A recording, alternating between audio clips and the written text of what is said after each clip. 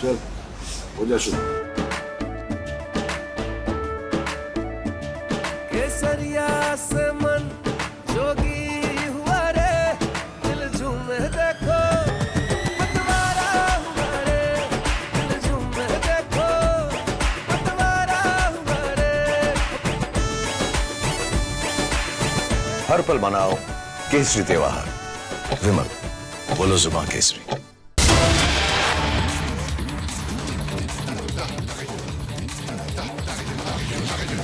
Well, viewers, we are getting in breaking news from Maharashtra, where BJP MLA and MLCs have been summoned for a key meeting. Fadnavis is also likely to attend the meeting. Now, this comes, viewers, after Fadnavis offered to resign following the poll performance. Sources tell us that poll performance will be reviewed in the meeting. Now, Fadnavis' resignation was, of course, not accepted. And now there is a meeting where all the key BJP MLAs and MLCs have been summoned. Fadnavis is also likely to attend the meeting, and the poll performance will be reviewed in this meeting. We are trying to connect to our reporter. In fact, Satya Prakash is connected with us. Satya Prakash, a very good morning to you. We know that Fadnavis had expressed his desire to step down, but they did not let him do so. And today a key meeting is going to be held where they'll review the poll performance. Take us through all the details that you've picked up on this meeting.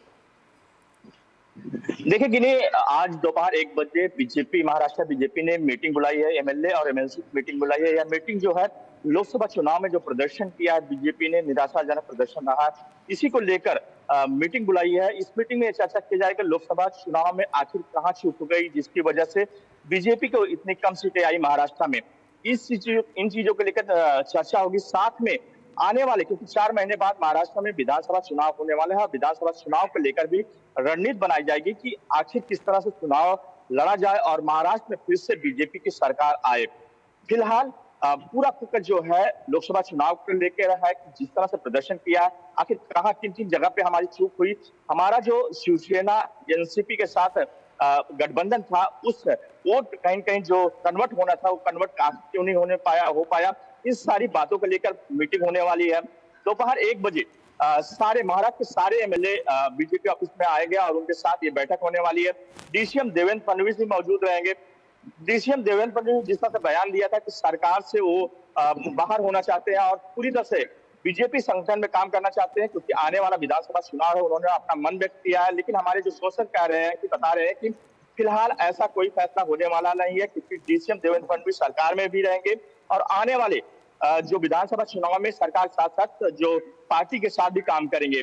फिलहाल दोपहर 2 बजे meeting शुरुआत होगी और इसमें DCM Devendra Fadnavis के अलावा महाराष्ट्र के बीजेपी प्रेसिडेंट भी मौजूद रहेंगे और महाराष्ट्र के जो सीनियर लीडर है वो भी मौजूद रहेंगे इस मीटिंग में। जी।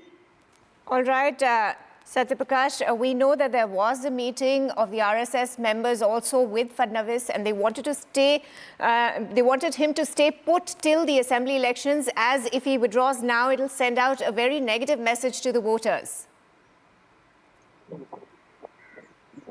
देखिए, जिस तरह से देवेंद्र फडणवीस ने उसने प्रेस कॉन्फ्रेंस में कहा था कि हम सरकार से बाहर होना चाहते हैं, क्योंकि सरकार में रहकर हम पार्टी के लिए उतना वक्त नहीं दे पा रहे हैं, उतना समय नहीं दे पा रहे हैं, जिसकी वजह से ये प्रदर्शन हुआ है लोकसभा चुनाव में। कहीं कहीं जिस तरह प्रदर्शन रहा, अब कहीं कहीं जो बीजेपी के जो सीनियर लीडर है, साथ में जो एमएलए है, उनका कहना है कि डीसीएम देवेंद्र फडणवीस का डिप्टी सीएम बना रहना बहुत जरूरी है। सरकार में रहे, साथ में पार्टी के जो संगठन है वो भी काम करे, क्योंकि उनके रहते कहीं कहीं पार्टी में और जोश आएगी। सरकार में रहेंगे तो कहीं कहीं ये बात सामने आ रही है कि जो सीनियर बीजेपी लीडर है, साथ ही जिस तरह से उनकी मीटिंग जेपी नड्डा और अमित शाह से हुई है, उनका साफ तौर से इशारा है कि अभी फिलहाल कोई ऐसा फैसला नहीं होने वाला है कि डीसीएम देवेंद्र फडणवीस रिजाइन देंगे या डिप्टी सीएम छोड़ेंगे।